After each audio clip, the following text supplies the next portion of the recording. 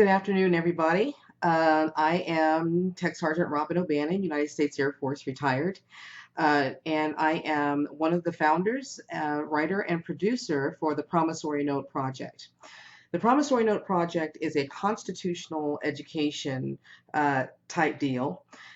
We have our website at www.thepromissorynote.com, and I wanted to kind of explain it a little bit and to talk a little bit about what we discuss and what our mission is. So let me grab my notes because I don't remember stuff so good. And let's see.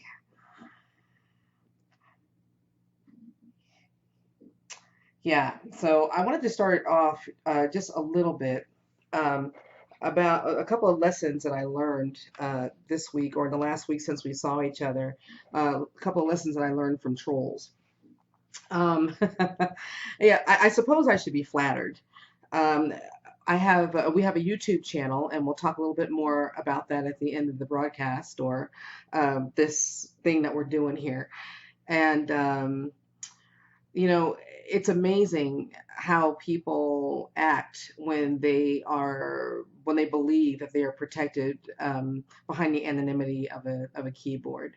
Now, I'm all about love and reconciliation. I don't care what religious persuasion you are. I don't care what political party that you're a part of, because to me, these things are not who you are. They are a part of who you are. And so there's a golden rule, treat others as you want to be treated. And so I walked into this with this belief that there's not a person on the face of this planet for whom I don't have love. Now, we may not like each other, we may not like each other's behaviors more, accurately, but I take the commandment that we are to love one another very, very seriously, because there really is not enough love in the world today, right? So on our YouTube channel, we don't have a whole lot of viewers. Everybody has to start somewhere. There may be, I don't know, 100 videos up there before we have like a significant subscriber base. And what I want is I want this to be an escape from the day-to-day ugly frequency that we can be on. And I know that you feel it, the tension and the ugliness, when you simply don't share someone else's opinion and then they assassinate you because of it. And I'm not exempt from that. And I think in my younger years, I would have been, terrified or appalled or brokenhearted at some of the things that some people have said to me. And let's just put it this way. I've never known people who are so concerned about racism in America, and I'm not playing it down because I know that it exists, but I've never seen so many people who are so concerned about racism in America say so many racist things when they disagree with what I have to say. And I don't even think that they disagreed with what I had to say. I don't even think that they looked at what I had to say. I think that they looked at the title of the video, and then they started saying really awful things to me. Well, I disabled the comments not because I can't take it, because when you're sitting in the center of right where you're supposed to be, it ain't hard. It's not hard to navigate stuff like that. But I try to make it so if it's something that you wanted to share with your kids, that you could send them to the YouTube channel, and you wouldn't have to be afraid of what they might see. Um, and a friend of mine who used to be attached to special forces in Afghanistan, he's a field surgeon. I love this guy. You know, he told me, he's like, sometimes people do stuff like that because they really don't have anything else. They sit there and they wait for certain words to come across the screen, or to pop up in front of them, and then they sit behind their keyboards and they do the cowardly act of saying things that they would never say to anybody else in public. And I know that, but it was good to hear that. So here's what I've learned from trolls, and this is over the years, and just from people who do mean things. First is a quote from my friend Kenyon Robson. Kenyon said, "Hurting people hurt people." And the second thing that I learned is that I have never known a person who loved themselves who was capable of speaking words of hate to another person. You can use your political party, or you can use your leanings or the issues that you're passionate about. You can use them as an excuse for saying things that you ought not say to other people, that you would never want said to you, you can use those things as an excuse. But what it is, it's a reflection of what's going on in your heart. Because I know that we can agree and we can disagree. We can agree to disagree, and we can still treat each other with civility and respect. We don't have to escalate the ugliness. So that's what I wanted to say. Tell you what I learned from trolls this week. If my feelings were hurt at all, my feelings were hurt because I look at another human being, and that person is my brother or sister, and I hate to see my brothers and sisters act in a way that is beneath them and not even know it. Okay, so we're done with that. We're done with that. Um, I wanted to let you know that we have a sponsor at the Promissory Note project, and I want to tell you why. The sponsor is a patriotclinicmovement.org, patriotclinicmovement.org, and I'll tell you why it's so important. Because any of you who know me out there, you know that I've been sick for years with war-related illness. And 10 years ago, I was bedridden. When I got to Arizona, I was in a wheelchair. It was really, really bad. It was really not clear if I was going to make it or not. But one of the reasons why I moved to Arizona was to avail myself to alternative treatments that were outside of prescriptions, because the prescriptions were killing me. And so one of those things has been hyperbaric oxygen therapy. And hyperbarics has saved the lives of so many veterans. You don't really hear about it. Why? Because it's a great thing. And you don't really hear a lot about good news. And I'm about bringing good news to you. Had it not been for these drug-free treatments that I've been able to avail myself to, I would not be well enough to share this message today. And I believe that it's true for a lot of veterans who are sick or injured by elements and illnesses of war, is that if you give us the opportunity to heal, there's no telling what we might be able to accomplish on behalf of our brothers and sisters in the country. So that is one of our sponsors, and I hope to gain more. If you're interested in sponsoring what we do here at the Promissory Note Project, let us sister know. So, to our mission. Ultimately, my mission in life is to make sure that everybody is able to live in the fullness of their creation. And sometimes there are obstacles and barriers in the way there that make it virtually impossible to do so. Sometimes the things that block us are issues from our past, unfinished business from our past that we are not um, what is it? That we're not privy to, because we really don't know our history. But understand that any family that gets to a certain place, or any family that gets to a place of dysfunction, understand that there's always a point of origin, and it's almost always absurdly simple. Well, the family that is the United States of America is no different.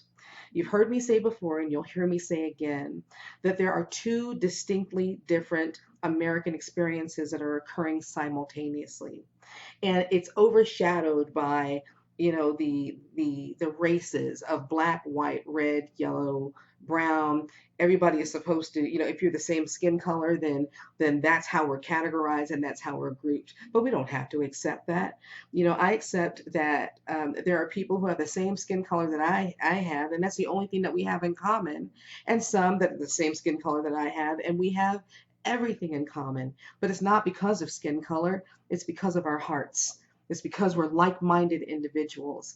It's because we see something and we recognize something in each other, and we just fall in love with each other. And it has absolutely nothing to do with skin color, and it has everything to do with the condition of the heart.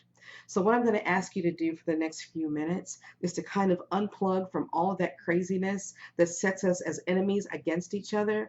And let's talk about some things that, for which we can have compassion for one another, and understand this. Our destinies as Americans are inextricably linked to one another. And if one of us fails, we all fail. If one group of us dies, then some part of the American dream dies. And the American dream is not based in economics.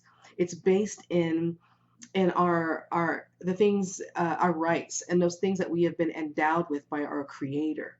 Our Creator has endowed us with inalienable rights. That among these, not all of them, right? I'm not listing all of them when I say these, but among these rights are life, liberty, and the ability to pursue what makes you happy.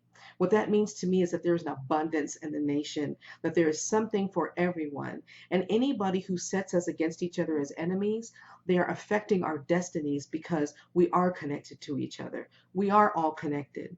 And just because we choose to segregate or we choose to remember history in a segregated way, it doesn't mean that that is how that history happened. We are all connected, and don't let anybody else tell you any different, right? United we stand, divided we fall.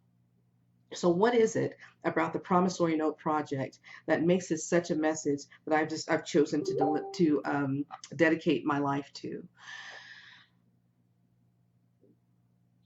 When you go to our website, www.thepromissorynote.com, when you go to our website, you will be faced on the landing page with a petition.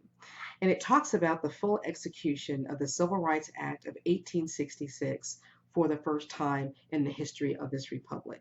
And then you get this long letter. Yeah, I wrote it. Just bear with me. And it's because there's so much of our history that we do not know, so much of our history that we don't understand, so much of our history that has been handpicked and hand selected and then presented to us. So we will always be divided one from another.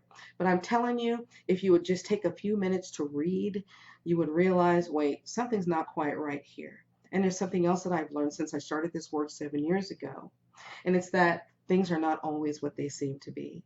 And if you look and you see that we're set against each other and we're angry and we're saying things that are really not in our hearts to say, or it makes us feel awful after we say them, there's a reason for that.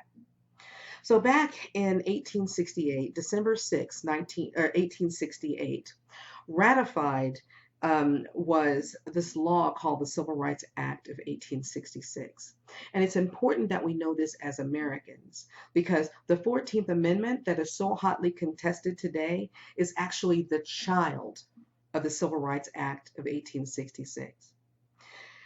Every August, it's the anniversary of the March on Washington. And in Dr. King's I Have a Dream speech, he talks about a promissory note. He talks about a check that is being brought by people of color to the United States Capitol to be cashed. Well, what is that check? Believe it or not, that check is the Civil Rights Act of 1866.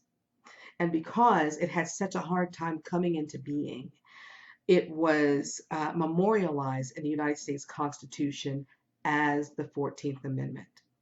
The two experiences that I talk about that are occurring simultaneously in the United States, that were occurring then and now, are the experience of those who came over and immigrated into the United States of their own free will, and those who were brought into the United States against their will on slave ships. And those who are descended from them. So those who are descended from chattel slavery, and chattel means human property slavery. I know that there were other types of slaves in the land that became the United States, but those were indentured servants. Indentured servitude is for a finite period of time to pay off a specific debt. Chattel or human property means that you are no more important than, say, a candlestick. And chattel means that you are property from the moment that you are born to the moment that you die, and you don't get a choice in the matter. Those particular individuals, because of the way they came into the United States, needed a very specific path to citizenship once slavery was abolished. And here's something that I get often, because people just want to be done with it. They say that slavery was abolished in 1865, and sometimes they don't know that. They just know that slavery was abolished. Can we just be done with it already? I would love to be done with it. But because we're experiencing fallout from that time in history, we have to go back to that time in history and figure out why is it not completely ended? What's going on? And why is slavery alive and well even in the United States to this day? Many people don't know that. I say check out Operation Underground Railroad and you will learn things that you didn't learn before. It's because we never really turned away from the institution. We abolished slavery by law, but it was abolished in name only. Here's something for you to look up, because this is all about your education. You ever heard of a term called convict leasing? Look it up. Now, I'm not one to hang out in history. I don't want to buy a mortgage back in history. I don't.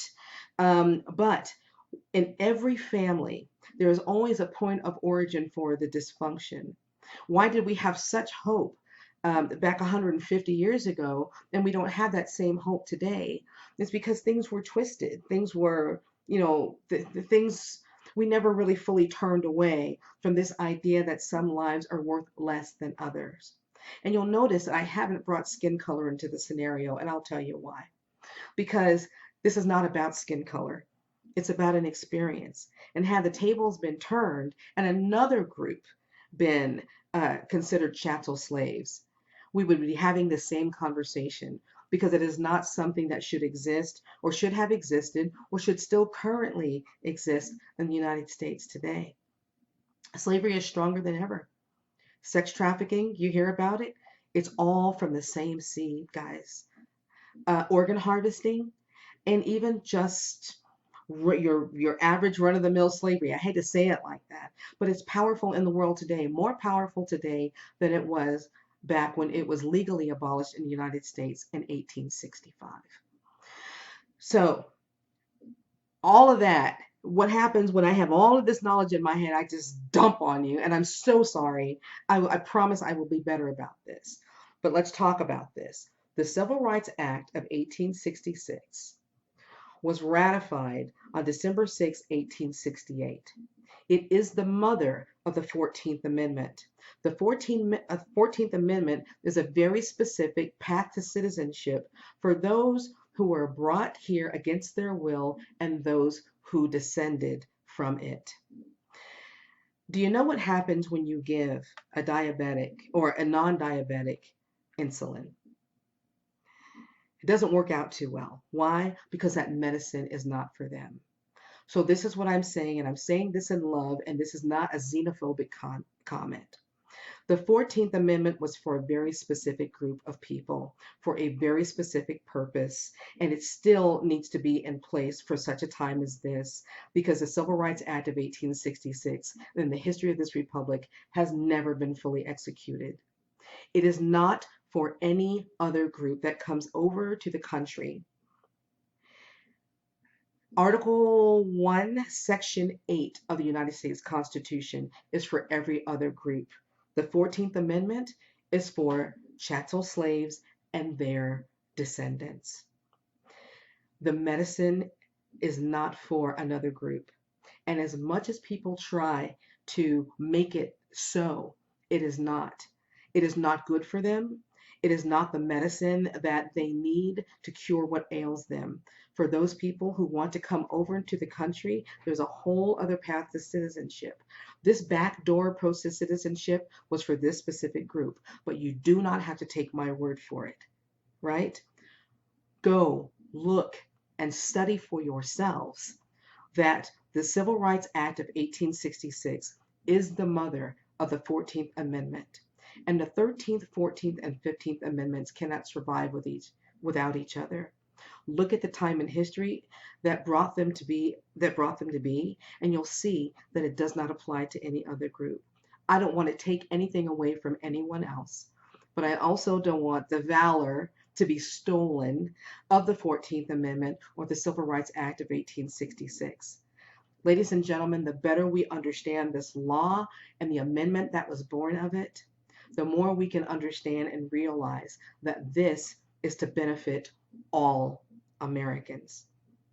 So that's our lesson for today. If you have any specific questions, please bring them, because when you're immersed in a subject like this, you just start blah, doing what my son calls high-level selling, where you give people way more information than they ask for. So if you have specific questions, please understand this is in my wheelhouse. I don't know much, but I know this.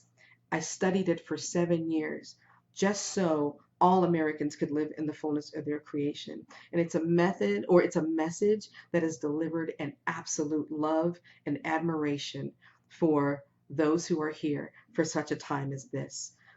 Ladies and gentlemen, we have the opportunity to turn America around. And as its sovereign citizens, we have to start recognizing this is not about politics. As a matter of fact, politics, no matter what party you belong to, is more on the supply side of the confusion than anything. And it's up to us to recognize that this is really for us to do. It's not really for our elected public servants, because maybe they don't know as much as we should know, because we are supposed to be the most powerful individuals in this nation. So I'm going to sign off. As I sign off, I'm going to share this information with you. I wrote notes because, like I said, I don't always remember stuff so good. So let me get my glasses. Okay. And let me share this with you. Before I looked at this, hey, Susan. Hey, Lisa. Holly, my girl. My sister, Tony. I love you, sis.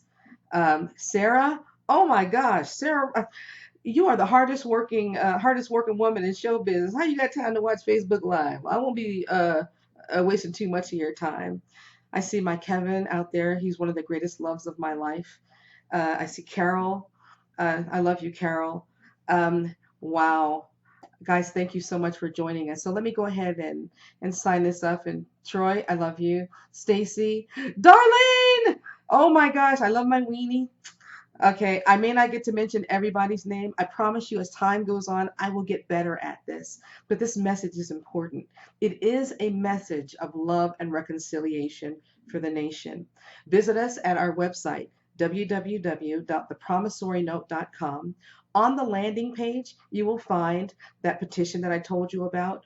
Read through it. If you feel so inclined, sign it and share it. You will find podcasts on the 14th Amendment. It seems like there's not a whole lot of information, but there's plenty to get through, because it really is about starting a national conversation on something other than anger and hating on each other, because we're better than that. We're above that. And you will also find links at the bottom of the page where you can go directly to documents like the Civil Rights Act of 1866 to learn for yourselves. I really just want to encourage people to do what I did. As a sovereign citizen, I just did my homework. We should all be doing that. Nobody should be telling us anything. We should be knowing for ourselves, and we should be telling them. If you want to email me at info@thepromissorynote.com. Visit and subscribe to our YouTube channel at the Promissory Note Project. On Facebook, we're at facebook.com/a gift to this republic. Like our page. Encourage your friends to like our page too, not because I'm asking you to, but because you believe that we actually have something of value, something of love to bring to the nation. Pinned to the top of our Facebook page is a playlist for you Apple Music people. And just put it on shuffle. A couple of hours of good music. It's filled with hand-picked inspirational music from various artists to put you on a different frequency than where we are with the rest of the world. Rather than the contentious crazy that pervades the Republic today. Guys, we're better than that. We are better than that. We are to love one another. And I will tell you this. I can say this without hesitation, even to my trolls. I love you.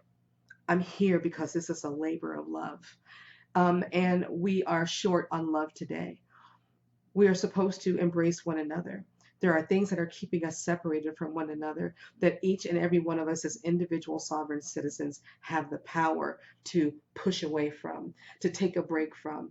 I don't even watch the news anymore. I'm going to hear about it anyway. I don't even have cable no more.